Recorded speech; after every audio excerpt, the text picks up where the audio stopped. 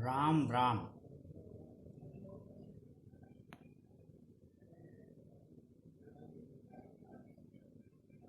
हमारा जीवन वास्तव में क्या है, इसको लेकर के निरंतर शोध, अनुसंधान और संमतियों का आदान प्रदान होता आया है। यह प्रक्रिया निरंतर जारी है और सदा चलती रहेगी। इसको लेकर के एक सहमति किसी एक बिंदु पर कभी नहीं रही और न ही कभी होने की उम्मीद है, क्योंकि ज्ञान, विज्ञान और ध्यान ही मनुष्य के कर्म जीवन के प्रमुख कार्य और प्रवृत्तियां होती हैं। आग के बुझ जाने के उपरांत जिस प्रकार उसकी राख को हर कोई छू लेता है, छू सकता है और छूता है, ठीक उसी प्रकार से जब मनुष्य का तेज समाप्त हो जाता है तो वह प्रभावहीन हो जाता है। उसके किसी भी आदेश की लोग परवाह नहीं करते, बल्कि उसकी अवज्ञा करते हैं और यह सिलसिला एक दिन उस व्यक्ति को महत्वहीन बना देता है। इस संबंध में अनेक मत सम्मत विचार विनिमय और हमारे नीति शास्त्र में, लोक शास्त्र में नीति निर्देशक बातें कही गई हैं, सुनी जाती हैं। समाज में बहुतायत लोगों को उनका ज्ञान होता है। यह अवश्य है कि अपने जीवन के व्यवहार में जब उनके समक्ष ऐसी कोई स्थिति आती है तो सुविधापूर्वक रास्ता निकालने को अधिक अहमियत देते हैं। गोया जीवन का लक्ष्य किसी तरह से संगति स्थापित करके इसे बिताना ही हो। ऐसा भी है कि बहुत सारे लोग जीवन को इसी रूप में लेते हैं। ज्ञानी पुरुष वह होते हैं वास्तव में जो जानकारी और ज्ञान को ही अंतिम नहीं मान लेते हैं। जानकारी के बाद की अवस्था ज्ञान है और ज्ञान के पश्चात विवेक का स्थान आता है। विवेकशील व्यक्ति ही न केवल व्यक्ति बल्कि समाज के लिए मार्गदर्शक होते हैं, समाज का पथ निर्धारित करते हैं और उनके द्वारा दिखाए गए रास्तों पर मनुष्य आगे बढ़ता आया है। ऐसी मान्यता है कि सनातन काल से यह परंपरा चली आ रही है। इसके विपरीत लोग भी बहुतायत संख्या में हैं। हम सब जानते हैं कि सुर तभी महत्वपूर्ण हुए, उनका महत्व तभी हुआ जब असुर रहे।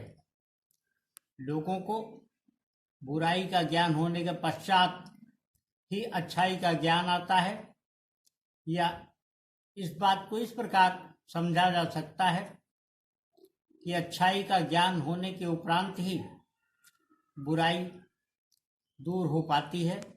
व्यक्ति बुरे कर्मों से, बुरे कार्यों से स्वयं को अलग करता है। समाज में एक तीसरे तरीके के लोगों की भी अच्छी खासी जमात या श्रेणी होती है। वह लोग जीवन को कुछ चर्चाओं में व्यस्त रह करके ही बिता देना चाहते हैं। तुलसीदास जी ने कहा है, तुलसी साथी विपत्ति के, विद्या विनय विवेक, साहस सुकृति सुसत्य व्रत, राम भरोसे एक। इस दोहे से स्पष्ट है कि विपत्ति में हमारा साहस, हमारी अच्छी सृजनशीलता यानी अच्छे विचार, हमारा अच्छा व्यवहार और सत्य भाषण, हमारी सत्यवादिता, स्पष्टवादिता और विवेक के साथ विद्या और विनयशीलता, यही विपत्ति में हमारे साथी होते हैं। ये हमारे साथ हैं तो हम तमाम तरह की बाधाओं, तमाम तरीके के विघ्नों, तमाम तरीके के संकट से अपने को उबारने में न केवल सफल होते हैं बल्कि ऐसी स्थिति भी प्राप्त करते हैं जब लोग हमारे उस प्रकार के कार्य और सफलता को अपने जीवन के लिए अनुकरणीय मान लेते हैं। इसके विपरीत जो लोग विद्या का दुरुपयोग करते हैं और जो सज्जन हैं, उनके बारे में एक श्लोक विद्वानों के बीच में बहु प्रचलित है। वो इस प्रकार है, विद्या विवादाय धनम मदाय, शक्ति परेशान परपीडनाय, खलस साधोर विपरीत में तद, ज्ञानाय दानाय च रक्षणाय। तुलसीदास जी कहते हैं कि विद्या को विवाद में, धन को अहंकार में और शक्ति को दूसरों को परेशान करने, पीड़ित करने में लगाने वाले लोग खल प्रकृति के होते हैं। वो लंपट होते हैं और उनकी संगति खतरनाक हो सकती है, दुर्मति पैदा करती है। वो अपनी दुर्मति से, अपनी दुर्जनता से,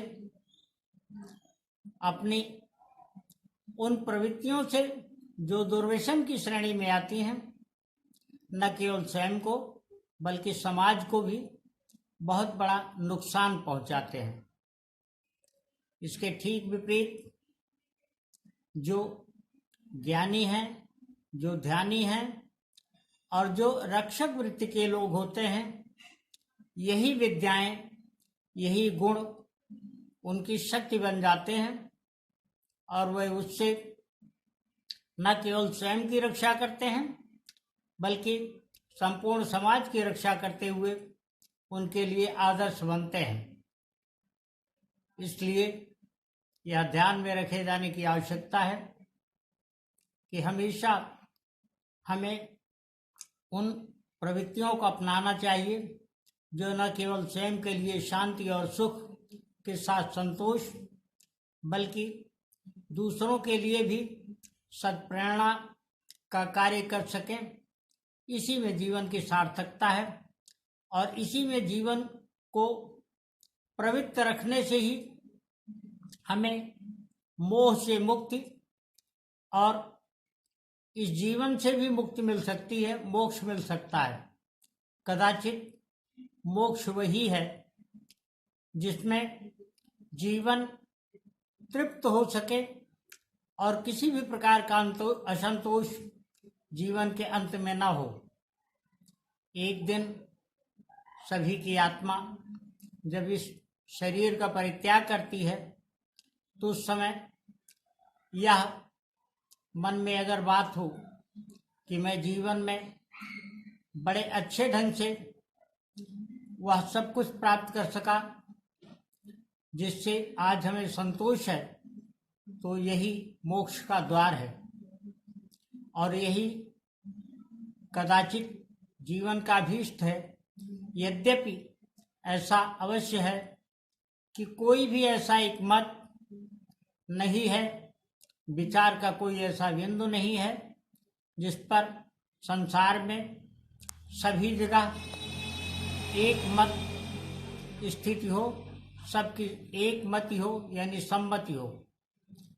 लोग अपने अपने तरीके से विभिन्न बातों, विभिन्न कार्यों और उनके परिणामों की व्याख्या करते हैं और अपनी आवश्यकता के अनुसार नई परिभाषाएं, नए व्याख्यान और समझाने के तरीके गढ़ लेते हैं।